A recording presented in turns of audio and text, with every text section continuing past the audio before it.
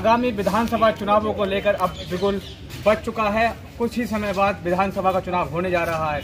बात अगर उत्तर प्रदेश की हो तो यहाँ फिलहाल सत्तारूढ़ भारतीय जनता पार्टी और मुख्य विपक्षी दल समाजवादी पार्टी के बीच मुकाबला दिखाई दे रहा है। हालांकि कांग्रेस और बीएसपी भी जो है इस बार सत्ता पाने को जोर आजमाइश में जुटे हैं। इस समय लखनऊ के सपा कार्यालय से हमारे साथ मौजूद हैं समाजवादी पार्टी के वरिष्ठ नेता उदयवीर सिंह अखिलेश यादव के बेहद करीबी माने जाते हैं। इनसे तमाम मुद्दों पर बातचीत होगी और आगामी विधानसभा चुनाव में समाजवादी पार्टी की रणनीति पर भी खुल करके बातचीत होगी। उदयवीर सिंह जी, आपका बहुत बहुत स्वागत है। धन्यवाद। प्रधानमंत्री जो है अब एक्टिव हो गए हैं यूपी के अंदर, लगातार उनके सभाएं भी हो रही हैं और कार्यक्रम भी हो रहे हैं। कल बयान आया है कि पिछली सरकारें जो हैं उनके शब्दकोश में माफियावाद और परिवारवाद था, हमारे जो है डिक्शनरी में विकासवाद। क्या कहना चाहेंगे इस पर? उनकी डिक्शनरी में विकास तो नहीं है, उनकी डिक्शनरी में तो केवल गुंडा और माफिया राज है। जो मुख्यमंत्री खुद ही 18 मुकदमों में जिसमें FIR दर्ज हो और अदालत को फेस करने की हिम्मत न कर पाया हो और अपने खुद मुकदमे वापस ले रहा हो, वो क्या माफियाओं पर रोक लगाएगा? माफिया तो उनके दोस्त हैं, उन्हीं जैसे हैं वो सब। अखिलेश यादव जी कह रहे हैं 400 सीटें कुछ ज़्यादा नहीं है साहब। ये राजनीति में ज़्यादा कम क्या होता है? अगर जनता परेशान है, जनता का जो दुख दर्द है वो जनता बेहाल है, इतना ज़्यादा है कि कोई इनकी बात नहीं सुनना चाहता, तो अखिलेश जी भी कह रहे हैं जनता चाहेगी तो कुछ भी संभव। साहब, जो कोरोना पॉजिटिव आई हैं डिम्पल जी और उनकी बेटी, इसकी वजह से अखिलेश जी को क्वारंटाइन किया गया है। इस पर तरह तरह की कयासबाजियाँ चल रही हैं, पक्ष विपक्ष जो है दोनों तरफ से कयासबाजियाँ। कुछ लोग कह रहे हैं कि ये अखिलेश जी की आवाज़ को दबाने का वो है, बीजेपी डर रही है उनकी जो है सभाओं में भीड़ से, और जो सत्तारूढ़ है वो ये कह रहे हैं कि ये अखिलेश यादव का अगर लखनऊ में होता टेस्ट तो फिर क्या होता। इस पर क्या कहना चाहेंगे आप? इसमें व्यर्थ ही आप अपनी तरफ से ज़्यादा कयास लगा रहे हैं। टेस्ट है उसमें पॉजिटिव कोई भी आ सकता है, ये इन्फेक्शन है। जो पॉजिटिव आए हैं वो उसकी प्रोटोकॉल को पालन करते हुए इलाज करा रहे हैं, और माननीय राष्ट्रीय अध्यक्ष जी नेगेटिव आए हैं वो उसके हिसाब से, उनको किसी ने क्वारंटीन किया नहीं, उन्होंने खुद को आइसोलेट किया है एहतियातन और टेस्ट कराया है। अगर कोई टेस्ट पे सवाल उठा रहा है तो इसका मतलब उसे उत्तर प्रदेश की सरकारी लेबोरेटरी पे भरोसा नहीं है। अगर सरकार को SFI या लखनऊ के संस्थानों पर भरोसा नहीं है तो सरकार पर भरोसा कौन करेगा? उसी सरकार की देखरेख में तो ये संस्थान चल रहे हैं।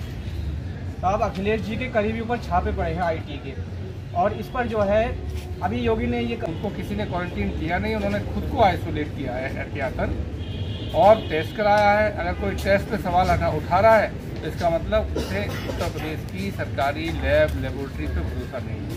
अगर सरकार को SFI या लखनऊ के संस्थानों पर भरोसा नहीं है तो सरकार पर भरोसा कौन करेगा? उसी सरकार की देखरेख में तो ये संस्थान चल रहे हैं।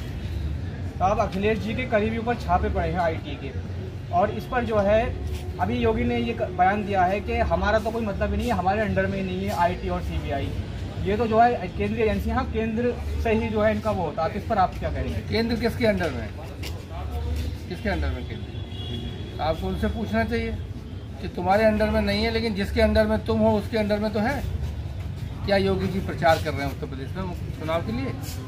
अब बीजेपी मान चुकी है कि योगी का विवादित चेहरा है, ये एक क्षेत्र का एक जात का नेता है, इसकी क्षमता नहीं है चुनाव जिताने की। इसलिए मोदी जी ने भारत की सरकार का काम छोड़ के यहाँ परमानेंट घर बना लिया है। ऐसा जहाँ जहाँ वो हारने वाले होते करते हैं। बंगाल में भी उन्होंने ऐसे किया, हारे। दिल्ली में भी ऐसे किया, हारे। और उत्तर प्रदेश में भी मोदी जी का बहुत ज़्यादा आना ये बता रहा है कि भाजपा ये जान चुकी है कि सरकार में वो बचने वाले नहीं है।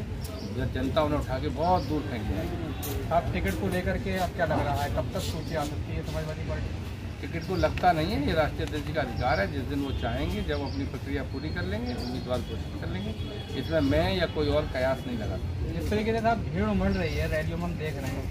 अब प्रियंका जी की, राहुल गांधी की हुई थी अमेठी में, उससे भी बहुत भीड़ दिखाई दे रही है। असदुद्दीन ओवैसी बिजनौर में थे 3 दिन पहले, वहाँ भी बहुत भीड़। तो ये भीड़ जो है, क्या वास्तव में लोग सिर्फ जो है देखने आ रहे हैं, लोगों का भाषण सुनने आते हैं, या वास्तव में ये जो अखिलेश जी के साथ भीड़ दिखाई दे रही है ये वोटों में भी इस बार तब्दील होने जा रही है? किसी एक जगह एक प्रोग्राम में भीड़ होना और पूरे प्रदेश में भीड़ होना, और उस भीड़ का रात के 12 बजे, 1 बजे, 2 बजे पूरी रात भर जगे रहना और खड़े रहना इतिहास में कभी नहीं हुआ है। जनता अगर अपना सारा का सहन करके अगर अखिलेश जी को सुनने दिन रात सड़क पे है तो इसका मतलब उसका मन है, भावना है, उसको ये भरोसा है कि 12 से 17 में जो अखिलेश जी ने काम किया था, जो भाजपा ने दुष्प्रचार किया था, उस दुष्प्रचार को उठा के एक तरफ फेंकना है और जो 12 से 17 में काम हुआ था उसी तरह अखिलेश जी को मौका देके उस काम को और तेजी से प्रदेश का विकास करना।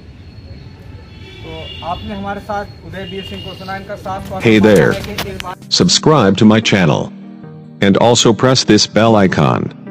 So you never miss any new updates, cause whenever we upload new video you will get a notification on your phone.